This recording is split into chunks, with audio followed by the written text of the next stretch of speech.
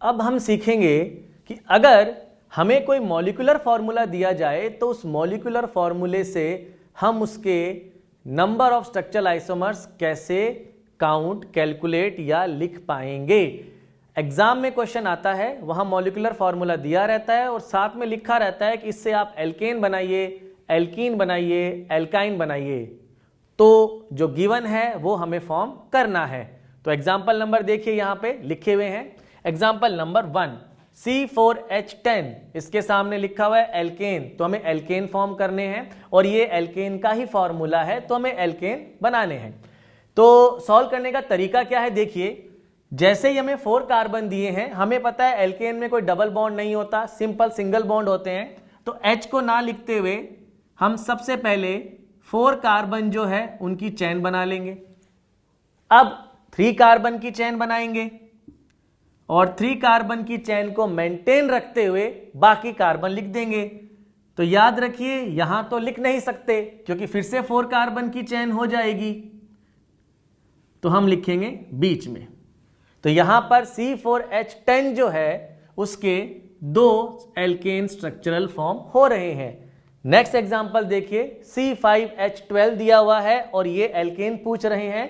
तो सबसे पहले हम क्या करेंगे, 5 कार्बन जो है उनकी हम चेन बना लेंगे। ये हमने 5 कार्बन की चेन बना ली है।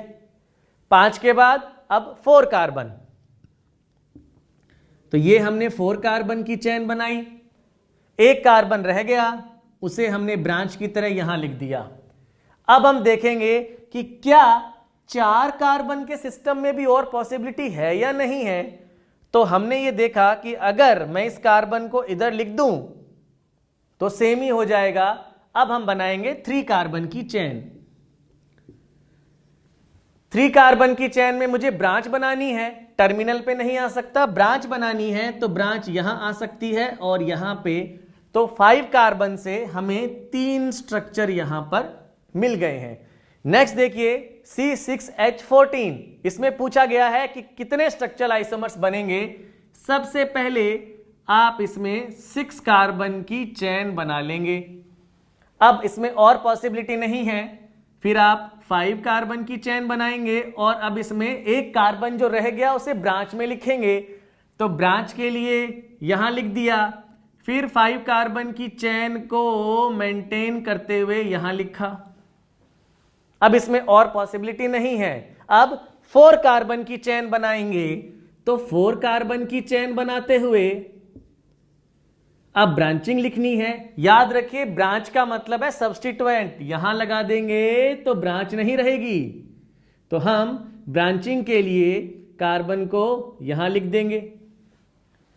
टोटल कार्बन कितने थे, 6, 2 है, 1 रह गया। तो अब अगर मैं ब्रांच बनाना चाहता हूं तो मैं यहां नहीं लिख सकता, क्योंकि यहां लिखा तो फिर से ऊपर वाला केस आ जाएगा। तो ब्रांच की तरह ये केस यहां पे, और इसमें ही एक और पॉसिबिलिटी है इस तरह से ये। तो हमने यहां पर C6H14 के जो टोटल देखे तो 5 स्ट्रक्चरल आइसोमर्स फॉर्म हो रहे हैं। तो जब भी कोई सिस्टम आपको दिया रहेगा, सामने लिखा रहेगा, इसी तरह से फॉर्म करने हैं। अभी इसके बाद नेक्स्ट एग्जांपल में हम एल्कीन और साइक्लोएल्केन के बारे में पढ़ेंगे। नेक्स्ट एग्जांपल में आपको दिया हुआ है C4H8 और इसके साथ आपसे पूछा गया है एल्कीन प्लस साइक्लोएल्केन। एग्जाम में दोनों एक साथ भी पूछे जा सकते हैं और अलग अलग भी पूछे जा सकते हैं। जो दिया है वही फॉर्म करना है। एल्कीन फॉर्म करेंगे C4H8 से। सबसे पहले हमने सीखा है कि एल्कीन बनाएंगे तो 4 कार्बन की आप चेन को फॉर्म कर लेंगे। उस चेन को फॉर्म करने के बाद डबल बॉन्ड को लिखेंगे कि कहां कहां पोजीशन चेंज हो सकती है। डबल बॉन्ड यहां भी आ सकता है और बीच में भी, आखिर में नहीं आएगा, केस रिपीट हो जाएगा। इसके बाद हम बनाएंगे 3 कार्बन की चेन। 3 कार्बन की चेन का मतलब 1 ब्रांच। अब इसमें हमें डबल बॉन्ड लिखना है, तीनों में से कहीं भी लिख दीजिए, ये आ गया। तो इसमें 3 तो एल्कीन फॉर्म हो चुकी है स्ट्रक्चरल। साइक्लिक की बात करें वो तो और भी आसान है, 4 कार्बन की आपको रिंग दी गई है। सबसे पहले 4 कार्बन की रिंग की हम फॉर्मेशन कर लेंगे आपके सामने। अब एक कार्बन कम कर दीजिए। अब आप 3 कार्बन की रिंग बना दीजिए और एक कार्बन बाहर की तरफ लिख दीजिए इस तरह से। ये जो है बॉन्ड लाइन में कार्बन को रिप्रेजेंट करता है। तो इस तरह से C4H8 में हमें 5 स्ट्रक्चरल एल्कीन प्लस साइक्लोएल्केन मिलते हैं। नेक्स्ट देखिए C5H10, यहां भी आपसे एल्कीन प्लस साइक्लोएल्केन पूछा गया है। सबसे पहले हम क्या करते हैं, 5 कार्बन की चेन को लिखेंगे। ये हमने 5 कार्बन की चेन लिख दी है और अब क्योंकि एल्कीन है तो इस 5 कार्बन की चेन में हम डबल बॉन्ड बना बनाकर कंडीशन को देखेंगे इस तरह से। अब 4 कार्बन की चेन का फॉर्मेशन किया जाएगा। 4 कार्बन की चेन हमने लिखी, एक ब्रांच लिखनी है, यहां पे लिख दी गई है। अब क्योंकि एल्कीन है तो डबल बॉन्ड लिखेंगे। ये हमने डबल बॉन्ड लिखा, ये दोनों आइडेंटिकल है। इसके बाद इसी स्ट्रक्चर में हम डबल बॉन्ड की पोजीशंस को चेंज करेंगे ऐसे, और देखते हैं। फिर हमने डबल बॉन्ड की पोजीशन को चेंज किया इस तरह से ऐसे। तो 5 कार्बन में 2 पॉसिबिलिटी, 4 कार्बन की पीसीसी में 3 पॉसिबिलिटी। ध्यान दीजिए ये दोनों सेम नहीं है। डबल बॉन्ड के पास मिथाइल है, दूर है।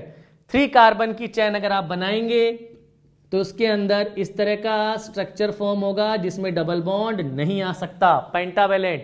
अब साइक्लोएल्केन बनाएंगे और साइक्लोएल्केन के फॉर्मेशन में सबसे पहले 5 कार्बन की चेन का रिंग का फॉर्मेशन करेंगे। अब हम एक कार्बन कम करके 4 कार्बन की प्रिंसिपल रिंग ये बना ली। अब एक कार्बन और कम करेंगे, हम 3 कार्बन की रिंग बनाएंगे। अब 3 कार्बन की रिंग बनाने के बाद 2 कार्बन रह गए, उनको बाहर लिखना है। तो ये हमने इस तरह से 2 कार्बन की चेन बना दी। अब 3 की रिंग में दूसरी पॉसिबिलिटी देखिए, उस कार्बन को यहां शिफ्ट कर दिया, ये कार्बन यहां और यहां, चाहे तो इसको कार्बन कार्बन करके लिख लीजिए। और फिर इस कार्बन में और पॉसिबिलिटी देखी तो ये कार्बन यहां और ये यहां पे। इसके अलावा 2 कार्बन की रिंग बनती नहीं है, तो C5H10 में टोटल एल्कीन प्लस साइक्लोएल्केन के स्ट्रक्चरल आइसोमर्स जो हैं वो बनेंगे 10। इसके बाद हम पढ़ेंगे हाइड्रोकार्बन डेरिवेटिव के स्ट्रक्चरल कैसे ड्रॉ करते हैं।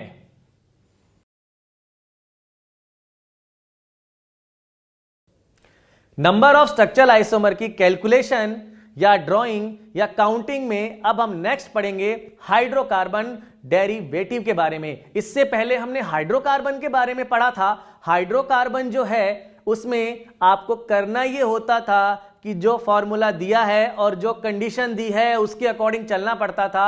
अगर कोई कहता कि 5 कार्बन से कितने एल्केन बनेंगे तो आप पहले 5 कार्बन की चेन बनाते, फिर 4 की और फिर 3 की। इस तरह से एल्केन हो चाहे एल्कीन हो चाहे साइक्लो एल्केन हो, जो भी हाइड्रोकार्बन दिया है उसको ऐसे ही सॉल्व करना है।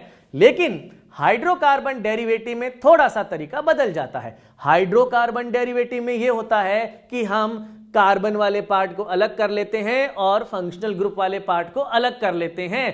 जैसे ही हम फंक्शनल ग्रुप को अलग करेंगे और बाकी कार्बन वाला जो पार्ट बचेगा उसे कहेंगे रेडिकल।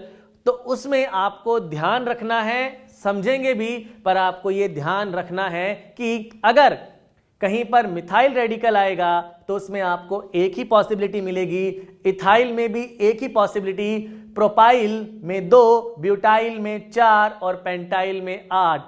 हम ब्यूटाइल के एग्जाम्पल से समझते हैं कि 4 कैसे आए।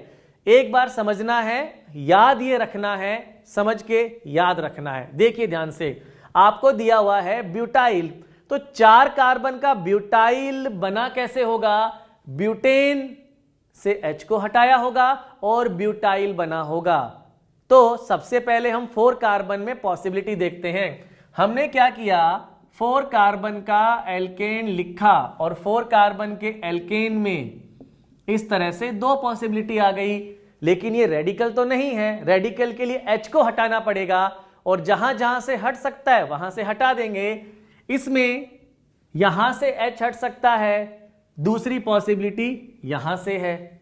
इसी तरह ये जो स्ट्रक्चर है इसमें ये तीनों आइडेंटिकल है, यहां से हट सकता है और यहां से। तो हमने ये देखा कि C4 वाला केस अगर आपको दिया हुआ है तो उस केस में आपके पास 4 पॉसिबिलिटी है। ऐसे ही आप पेंटेन में कर सकते हैं। पेंटेन के जो हमने पहले सीखे थे 3 स्ट्रक्चर बना लीजिएगा और हर एक कार्बन से H को हटा हटा के वैलेंसीज देख लीजिएगा। आप देखेंगे टोटल 8 डिफरेंट पॉसिबिलिटीज मिलेगी। तो अब हम डायरेक्ट अप्लाई करेंगे। एग्जाम में क्वेश्चन आया कि इसके how many structural isomers are possible. करना यह है कि हाइड्रोकार्बन डेरिवेटिव दिखा, अलग कर लिया फंक्शनल ग्रुप को, बाकी जो बचा वो नजर आया ब्यूटाइल और ब्यूटाइल में 4 पॉसिबिलिटी। तो हमें इसके 4 स्ट्रक्चरल आइसोमर मिलेंगे। C5H11, C5H11 को देखा और याद आया कि ब्यूटाइल से डबल होते हैं इसके 8, तो हमें 8 मिल गए। इसके बाद नेक्स्ट है C4H10O, लिखा है एल्कोहल, तो एल्कोहल ही बनाना है। एल्कोहल बनाने के लिए हम इसमें से अलग कर लेंगे फंक्शनल ग्रुप को। हमने अलग कर लिया है फंक्शनल ग्रुप और जैसे ही अलग किया फंक्शनल ग्रुप तो हमने देखा ये तो ब्यूटाइल है और ब्यूटाइल में हमने अभी देखा है कि टोटल 4 पॉसिबिलिटी है। तो यहां पर क्लोराइड 4 मिलेंगे, ब्रोमाइड 8 मिलेंगे और इस फॉर्मूले से अल्कोहल के कितने स्ट्रक्चर मिलेंगे? 4। इसके बाद हम देखेंगे ईथर और अल्कोहल के कुछ और एग्जांपल्स। अब हम देखेंगे कि अगर पॉलीवेलेंट फंक्शनल ग्रुप आपको दिया है और उसके टोटल स्ट्रक्चर आइसोमर पूछे जाएंगे तो उसे आप कैसे सॉल्व करेंगे। पॉलीवेलेंट फंक्शनल ग्रुप ईथर लिखा हुआ है तो उसको कैसे सॉल्व करेंगे, देखिए ध्यान से। यहां C4H10O दिया है ईथर। अब बात ये आती है कि हमें कैसे मालूम पड़ेगा कि डबल बॉन्ड वाले कार्बन है या सिंगल बॉन्ड। याद रखिए आपको ये बिल्कुल नहीं सोचना है। अगर इसमें कार्बन वाले पार्ट में डबल या ट्रिपल बॉन्ड होते तो आपको दिया जाता कि डबल बॉन्ड या अनसैचुरेटेड लिखिए, कुछ नहीं लिखा है तो सिंगल बॉन्ड वाले ही कार्बन होंगे। तो सॉल्व करने का तरीका सीखिए। ईथर को हम लिखते हैं ऑक्सीजन और दोनों तरफ होते हैं इसके कार्बन। अब इसमें क्या है, अलग अलग केसेस बनेंगे। किस तरह से देखिए, मैंने यहां पर सॉल्व किया C4H10, टोटल कार्बन यहां पर कितने आपको दिए हुए हैं 4। तो 4 कार्बन किस तरह से आ सकते हैं, एक तरफ हमने लिखा CH3 और एक तरफ लिखा हमने C3H7। तो अब हम इसकी पॉसिबिलिटीज देखेंगे। अगर इसको सॉल्व किया जाए तो सॉल्व करने का लेंदी मेथड इसका ये है और इस तरह से ये 3 कार्बन में 2 पॉसिबिलिटीज आ गई है। हमने क्या किया, 1 और 3 कार्बन का केस बनाया और इस तरह से सॉल्व करके लिखा। तो ध्यान से देखिए, मिथाइल तो एक ही बन रहा है लेकिन प्रोपाइल 2 है। तो अब हम क्या करेंगे, बार बार ऐसे लिखेंगे नहीं, इसको सॉल्व करने का तरीका देखिए। हम क्या करेंगे, इसको इस तरीके से सॉल्व करेंगे। हम डायरेक्टली केसेस बनाएंगे। हम लिखेंगे ईथर में इस तरह से, बिना हाइड्रोजन के लिखे, टाइम बचेगा क्योंकि डबल ट्रिपल बॉन्ड नहीं है।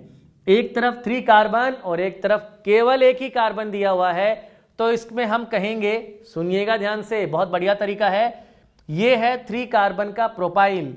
हम कहेंगे प्रोपाइल में तो 2 पॉसिबिलिटीज है और मिथाइल में सिर्फ 1। मतलब इसमें स्ट्रक्चर कैसे बनेंगे, मिथाइल के साथ एक प्रोपाइल और मिथाइल के साथ ऐसा दूसरा प्रोपाइल, यानी कि एक तरफ 1 पॉसिबिलिटी है, दूसरी तरफ 2 पॉसिबिलिटी है। आप इसको यूं समझिए कि हमारे पास 2 बॉक्स हैं। एक बॉक्स में रेड और ब्लैक कलर की बॉल है, दूसरे बॉक्स में येलो कलर की बॉल है और आपको कॉम्बिनेशन बनाने हैं। तो आप कैसे बनाएंगे, रेड के साथ येलो और ब्लैक के साथ येलो। हाउ मेनी कॉम्बिनेशंस, 2, 3 नहीं। इसका मतलब जितनी पॉसिबिलिटी एक बॉक्स में है और जितनी पॉसिबिलिटी दूसरे बॉक्स में है, अगर हमें कॉम्बिनेशंस बनाने हैं तो हम ऐड नहीं करते, मल्टीप्लाई करते हैं। देखिए ध्यान से, यहां पर भी ऐसे ही होगा, 1 इंटू 2, आंसर आ गया 2। तो हमें ये इतना लेंदी मेथड से जाने की जरूरत नहीं है। ये हो गया केस नंबर इसका फर्स्ट। सेकंड देखिए, अब हम कार्बन को शिफ्ट करेंगे। कार्बन को अगर हम करते हैं शिफ्ट तो दोनों तरफ आ जाएंगे 3 से 2, तो 2 2, ये 2 कार्बन के रेडिकल में हाउ मेनी पॉसिबिलिटीज, आप बोलेंगे केवल एक, और यहां पर भी ऐसा ही है, एक ही पॉसिबिलिटी है, आंसर आ गया 1। तो टोटल इस फॉर्मूले से जो बने हैं ईथर, वो टोटल ईथर आ चुके हैं 3। नेक्स्ट देखिए, C5H12 में अल्कोहल प्लस ईथर पूछा गया है। सबसे पहले हम अल्कोहल बनाते हैं। देखिए, अल्कोहल बनाने के लिए 5 कार्बन बाहर और OH, तो 5 कार्बन में तो 8, मोनोवेलेंट में तो बहुत ही ज्यादा इजी है। अब ईथर की बात करें, और अभी हमने सीखा है ईथर में 5 कार्बन, एक तरफ रखे 4, एक तरफ रखा 1।